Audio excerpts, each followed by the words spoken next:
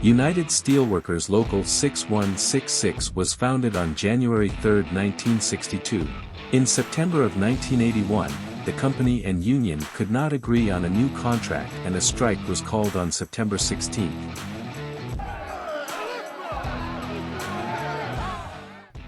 That first one was, it was wicked. I gotta admit, it was wicked. I don't know how many stories that I could tell, but I don't think I could. Remember, we used to chase foremen through them and bushed and everything over at P3. Yeah, I won't mention the other part. The labor dispute would last 3 months, with a new agreement settled on December 15, 1981. There have been 2 other labor disputes since the 1981 strike. One in September of 1996 and the other in 1999. The 1996 lockout began on September 16 and concluded 2 weeks later on September 30. The lockout of 1999 was not as quickly settled. The one in 99 probably comes, I think it's 99. That was under DeJarlis and Wyszynski was the president of the day. And I remember he was rolling us back at 13%. That night, we were ready to vote, or just before that, but he rolled it back up to 0%. We decided to make a stand, and so we battled it out. And we finally got to the point where we got something on the table that we could accept.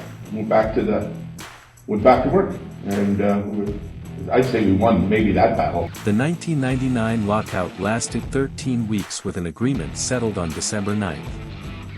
USW Local 6166 supports other local unions in their fights for fair bargaining by walking the picket lines and sharing the message of a fair contract.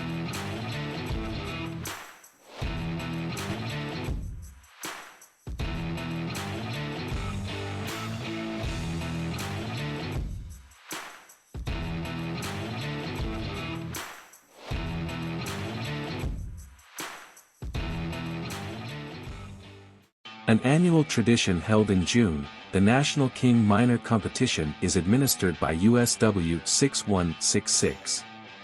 Contestants from all over Canada come to compete in mining-related events for prize money and the title of National King Miner.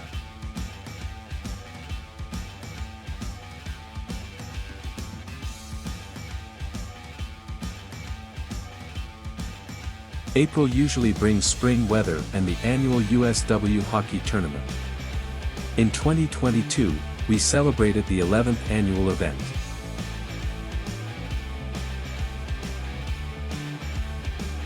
In December, USW invites all members and the community to a free Christmas-themed movie for the whole family. A special visitor even makes an appearance to hand out candy canes.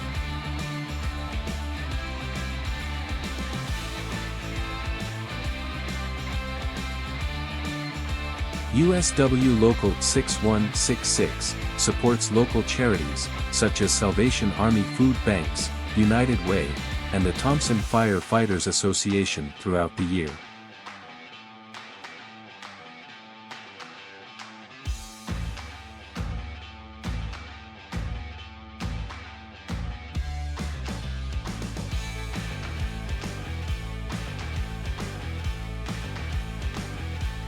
Community events are held throughout the year, but none are as big as Labor Day. The United Steelworkers hold an annual barbecue and picnic at the Union Hall where volunteers cook hot dogs and hamburgers for the community and workers.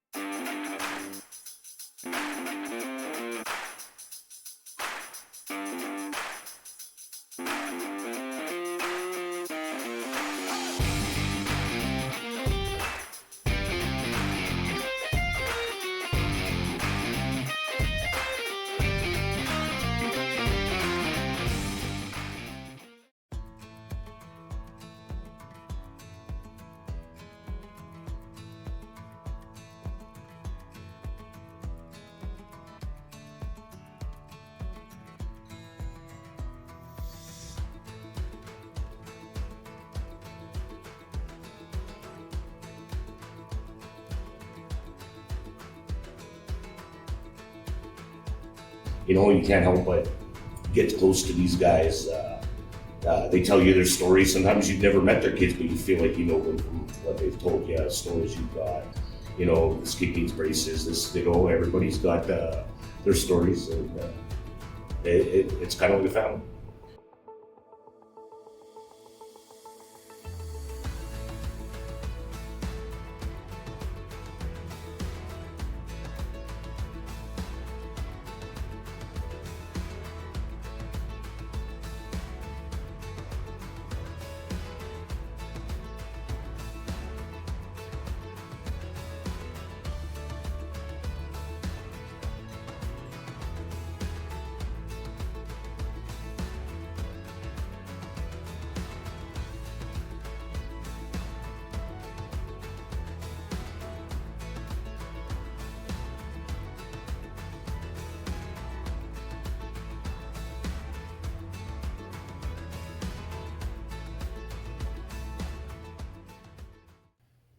You know, I get people talking to me all the time, Scott, about unions and stuff, and what do you think? Union didn't do nothing for me. I get that, you know, and I get some people figure they don't. But you know, people gotta realize the unions have fought for a lot of things that people don't understand. And I always say to them, I said, you know what, the wage that guy and the company's got is directly related to us pushing the envelope, you know, or union people, you know, us as part of the whole union movement. But people who are on unions push hard to get benefits, and those benefits reflect people and push them to the top. Meaning money goes to the top, and that guy sitting in a big chair at a desk in an office can probably look back and say, this wouldn't be this way if somebody at the bottom didn't push to get better wages, because they have to be above us. They have to have better wages than the guy that they're supervising or looking after. So yeah, for sure, unions have been an instrumental part. And you know, another thing you get is, well, that guy never did a thing. I was like, yeah, and you know what? In the whole scheme of things, some people do get dragged along. You know, and maybe they didn't do anything the whole 30 years that they were here and retired, and were more times down the union hall looking to solve their battles, and saying, well, they're trying to get me out or whatever. Yeah, there's those guys, and they never get out of it. But the whole scheme of things, though, for the better, definitely for my family, it's been a great ride, and I enjoyed every minute of it. Oh, they're a good thing to have behind you, you know. If you ever get in trouble or if you ever need them, it's nice to have that support that you can go to and back you, you know. Like if you ever did need them, fortunately, I haven't had to use them too often. I kind of mind my P's and Q's at work and do what I'm asked. But sometimes it doesn't always go that way, and if you feel like you're not being treated fairly or something like that, it's always good to know that they're there and you can use them if you needed to. I definitely think we'd be worse off. I mean, you'd have very little. I mean, if you decided you didn't want to do something, you're probably getting fired, right? Like safety or otherwise. I mean, somebody without a governing body basically would just be, you go do this or you go home. And I have the right to decide that if I think it's something safe, and then I have people that come in to determine whether I'm right or wrong and the consequences therefore. And I mean, if I refuse, I'm not getting punished. If it's determined that I'm not in the right and it is unsafe, then I'm expected to do that job. Or that it is safe, then I'm expected to do that job. I do know that I really benefited from steel workers and their training programs when it comes to even stewards, like the stewards training and the health and safety training. We had a lot of training given to us. I told our manager where I work now, working with Newfoundland government, that any of our committee members could do the job that I'm presently doing, with the training that they receive from the steel workers. And I believe that, and I got no doubt in it, right? The skill set that the union provided to me as a leader in this community, you can't measure it. It's powerful, and it's not what you learn in a school or a university. Do you think that through your 30 years, you would have made the wages and had the benefits that you had in the pension if it wasn't for the union? Never, no way. That wouldn't have happened. Yeah, I think the union got us a reasonable good pension. You know, comfortable enough for me when I retire to live the way I want to live. I believe in union. If it wasn't for union, we wouldn't have what we have today. But even today, the union it's an uphill battle to get something. Because no company want to pay benefits and pension now. You have to fight for it now. And the workers have to know that. You have to stand together with the union. We need the union more than ever throughout the world. Because these plastic companies, I see these auto companies, everybody, nobody want to pay nothing. Use and abuse and just throw you aside after, right? Pay for your services and hit the road. But the union is the one who have to come there and bring some stability in the storm, right? Do you think that we would have what we have today if it wasn't for, the union and? No, the union helped out a lot. It helps out the guys on the floor with your worker safety rep, your grievance committee, everything. It helps out a lot. And you wouldn't have it. But I gotta say, you gotta work with management. That's what you gotta do. You gotta work with management. There's a lot of management out there. They're scared to say it, but they love the union. They like the union. I gotta admit it, they do. I hear it personally when I used to work there. As having putting in 30 years with the union work environment, do you think that, without having the union involved, that you'd make that kind of wage and have those kind of benefits into your retirement? No, not at all. No matter what rhetoric you hear on the street and unions in today's age, you don't need unions because you got government regulations and minimum standards. That doesn't help at all. It is about the union. You have to have you have to have the strength of an organized population, a work population. Without it, you just get picked off one by one. We would never be where we were today without a union, and no matter what anybody tries to say or dispute that. Our members, let's never forget it, when they stay on picket lines, when they're active within the membership, every day. Negotiations doesn't happen every 3 years. It's every day. And so you build it, you accomplishment.